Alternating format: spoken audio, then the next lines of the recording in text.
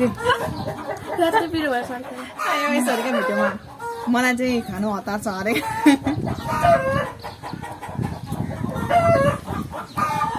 जानुपर्छ होला फेरि भाइरलले भएन साँच्ची नि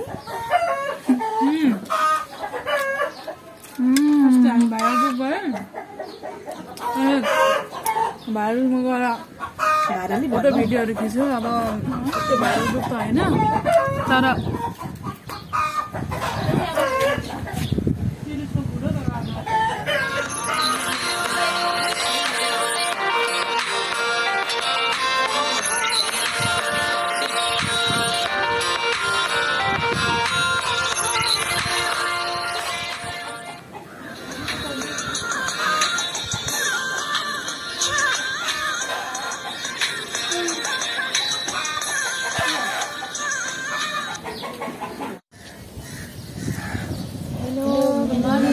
नमस्ते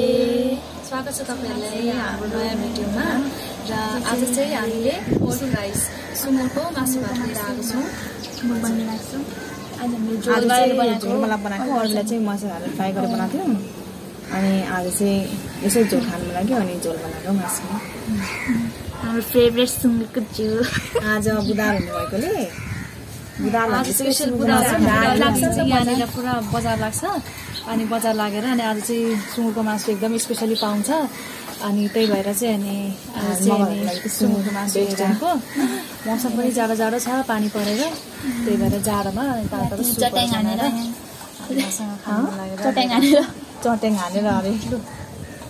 नकिन्यो यो चाहिँ हाम्रो बिरालोको सब्जी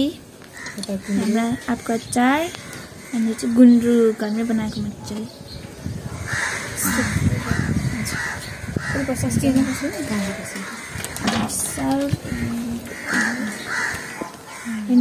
मसला पनि हाल्दै गर्दा हुन्छ अप्ठ्यारो भयो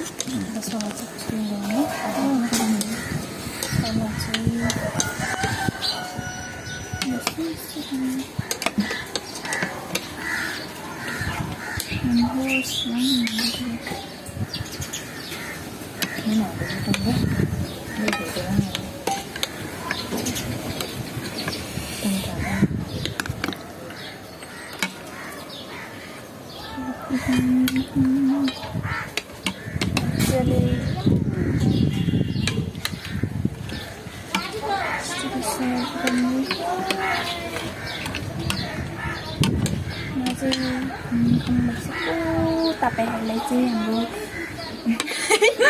एक्लै बोल्दै अलिक साह्रो त हौ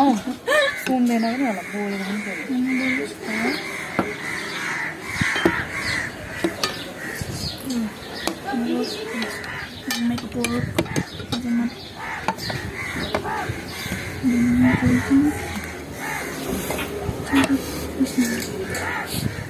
हिजो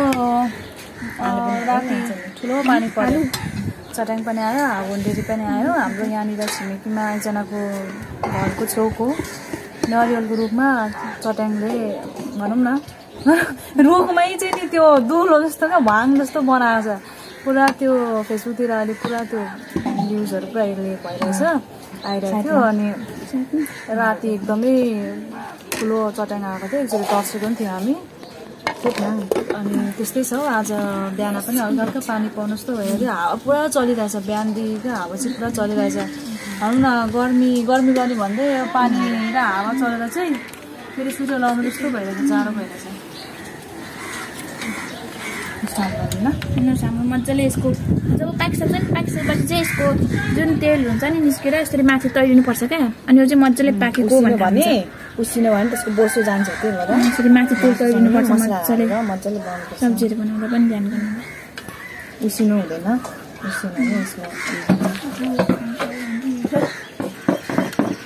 अब सेफहरू अब तिमीहरू नै हो अब भन न कसरी के गरेर बनायो मासुमा चाहिँ मसला भनेको इम्पोर्टेन्ट हो मसला चाहिँ पिउनु हुनुपर्छ लसुन अदुवाहरू लुक्न गरिकन हाल्नुपर्छ अब तपाईँलाई खोर्सानीहरू होइन कतिको पिरो खानुभयो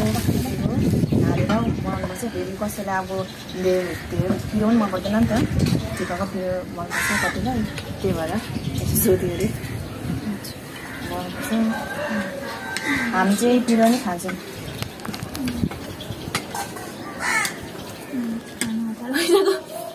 खानु हतार भइसक्यो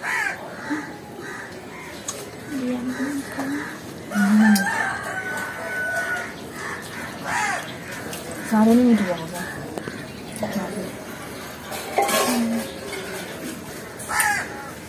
यो नेपाली स्टाइल सुँगुरको बसेको तेल टेस्ट आयो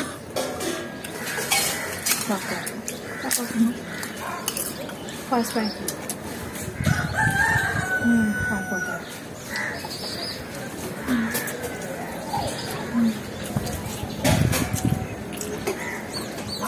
राम्रो आपको अचार कस्तो लाग्यो तपाईँलाई मलाई पचास पनि लाग्यो मासुको त्यसै पनि म आठ पचास मासुको झोल कस्तो लाग्यो धेरै खाने मान्छे मिठो लागिरहेको छ झोल ठिक छ सबै पिरो पनि ठिक छ नुन पनि लागेको त्यो झन् सुँगुरको घिउको त झन् मिठो मखमख सेन्ट आएर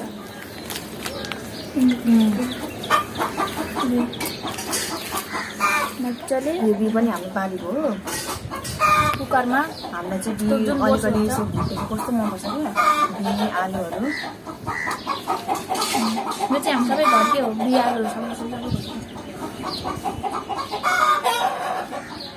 अनि अस्ति चाहिँ पानीहरू नपर्दा एकदमै सुक्खा ड्राईहरू थियो नि त त्यही भएर चाहिँ बारीमा केही रोपेको होइन अब चाहिँ फेरि पानी पर्ने मौसम हुँदैछ त्यही भएर अब फेरि बारीमा सब्जीहरू रोप्नु छ अब त मकै हुन्छ नि मकै हुँदैछ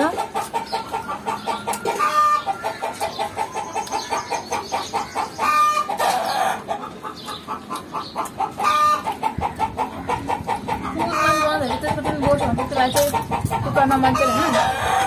उयो तताउनुपर्छ मतलब त्यो तत्तत हुन्छ गरी हुन्छ नि त्यसरी तताउनुपर्छ अनि यसमा फेरि अब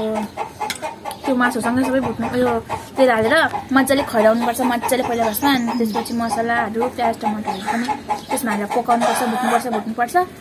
अनि पानी हालेर आलुहरू मजाले हालेर अनि बनाउनुपर्छ अनि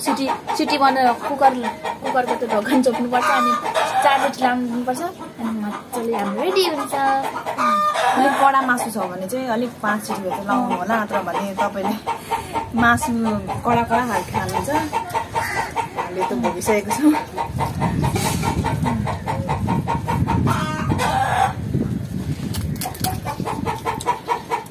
बेसी छिपेको मासु हुँदैन मासु पनि चुइङ जस्तो लाग्छ तर त्यसको त्यो बोसो खानु चाहिँ यस्तो नरम हुन्छ फ्राई गर्दा पनि सिङ्गुरको बोसो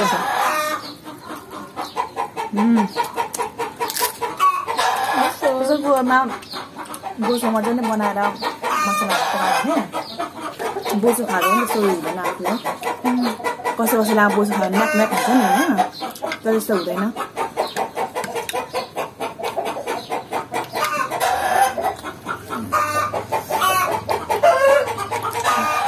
यो ब्याकग्राउन्डमा जुन आवाज आउँदैछ यो चाहिँ हाम्रो कुखुराको हो अनि लोकल कुखुराहरू हामीले पालेको छौँ त्यही उनीहरूको अनि यस्तै उनीहरू कराउँछ अन्डा दिने बेलामा पनि कराउँछ